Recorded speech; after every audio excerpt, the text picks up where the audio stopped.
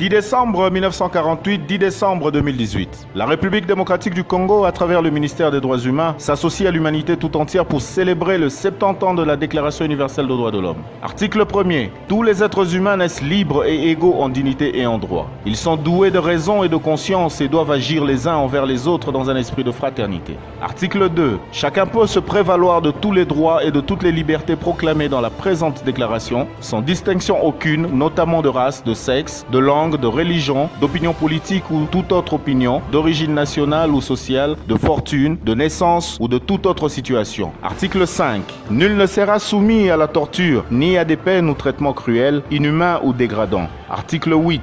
Toute personne a droit à un recours effectif devant les juridictions nationales compétentes contre les actes violents des droits fondamentaux qui lui sont reconnus par la Constitution ou par la loi. Article 12. Nul ne sera l'objet d'immixtion arbitraire dans sa vie privée, sa famille, son domicile ou sa correspondance, ni d'atteinte à son honneur et à sa réputation. Toute personne a droit à la protection de la loi contre de telles immixtions ou de telles atteintes.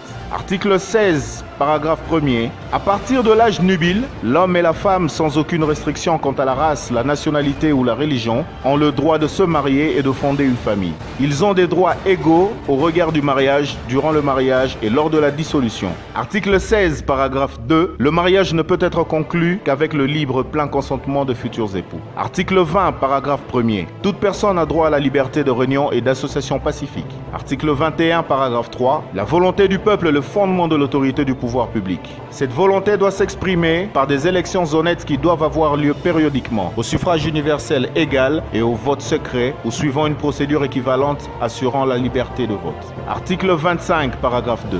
La maternité et l'enfance ont droit à une aide et à une assistance spéciale. Tous les enfants, qu'ils soient nés dans le mariage ou hors mariage, jouissent de la même protection sociale. Article 26, paragraphe 2. L'éducation doit viser au plein épanouissement de la personnalité humaine et au renforcement du respect des droits de l'homme et des libertés fondamentales.